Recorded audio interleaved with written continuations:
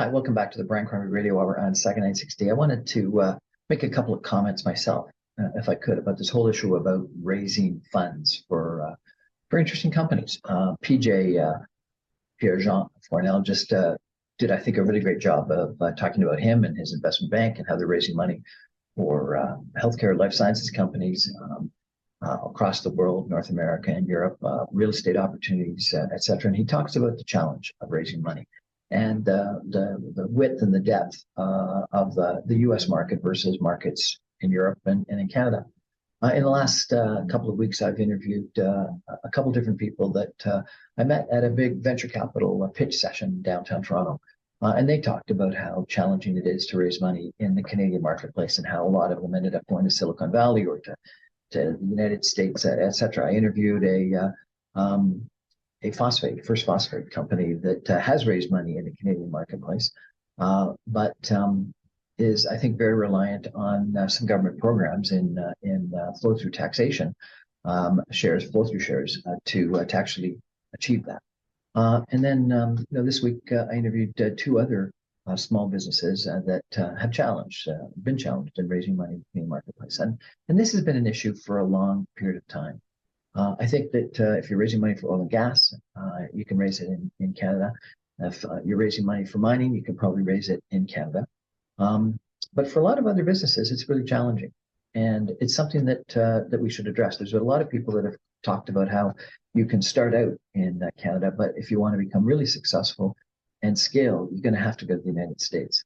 And I think it's a couple of reasons. And you heard that in PJ's interview, and I think similar comments were made by the two prior interviews that I did, one with a gentleman that's raising money for an app and another one that's raising money for a website that will help you find your family physician.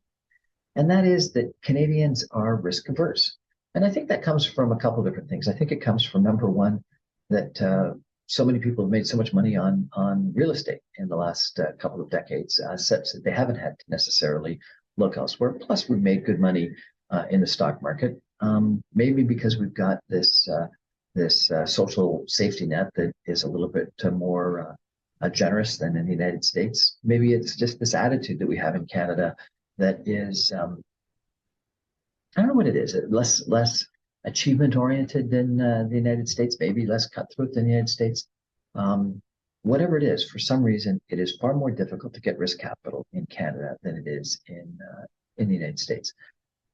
The market isn't as big. The funding isn't as deep.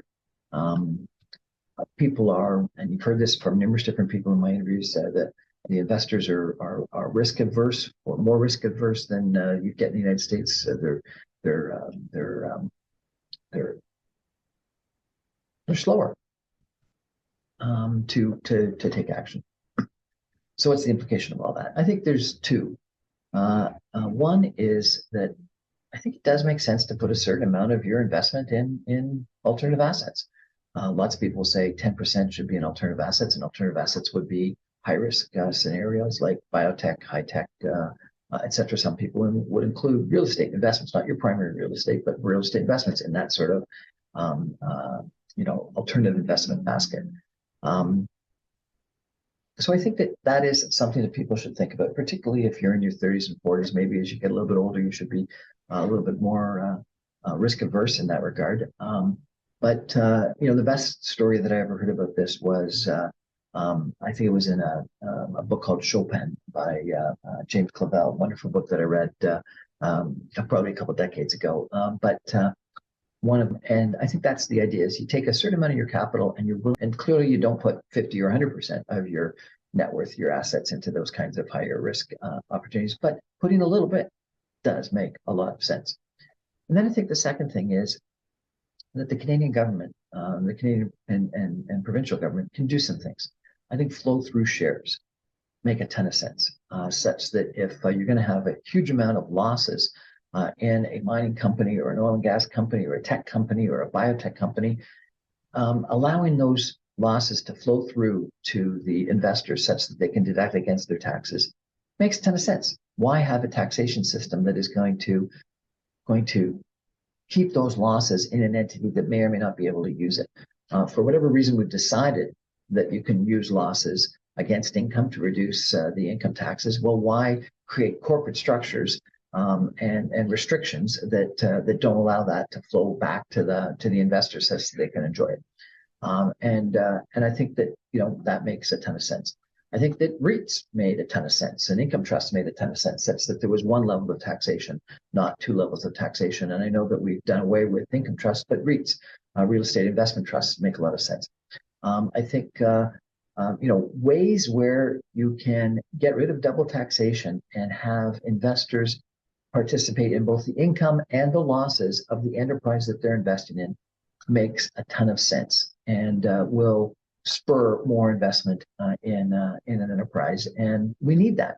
And so many different businesses, particularly if they're startup or entrepreneurial, whether they be in mining or oil and gas or technology or biotech or whatever, are going to incur losses for the first couple of years. And why would you have to accumulate that until you're profitable, and then and only then use it against your income to reduce your income taxes? And then there's other things, shreds, science, real estate deductions, and other things that governments can put in place, such that you are benefiting companies such that they can make judicious investments, and share some of the risk with effectively the tax system, by taking those losses and making better use of them in the short term. I think makes a ton of sense. And I think you got to do it. I think the Canadian government's got to do it. I think too often the Canadian government, the provincial government, thinks that the solution is to create a venture capital fund or provide grants or some other, and then they become this entity that picks the winners and the losers. Don't do that. Let the marketplace decide the winners and the losers, but you can help the marketplace by effectively reducing the cost of capital for those startup companies, by subsidizing research, allowing faster depreciation for tax purposes of research and development or capital expenditures, and flowing through losses to owners. I've interviewed PJ today. I interviewed two gentlemen on Monday in regards to their entrepreneurial ventures. I interviewed two people the prior week that were pitching to people in Toronto at a venture capital opportunity. Everyone has said raising money for entrepreneurial ventures, technology ventures, interesting opportunities is more challenging in Canada than elsewhere. And if we don't change that, and some of that is something that we need to do or could do, and some of it is what government needs to do, and some of it's what the capital markets have got to do, there's just no question, then all these entrepreneurial ventures are going to move to the United States. And is that what we want? Anyway, my 2 cents. It's Brian Crombie on the Brian Crombie Radio Hour on Saga 960. Thank you very much for joining me on a repeated basis, hopefully. I'm on every night, Monday through Friday at 6 o'clock on 960 AM. You can stream me online at www.saga960am.ca. Good night.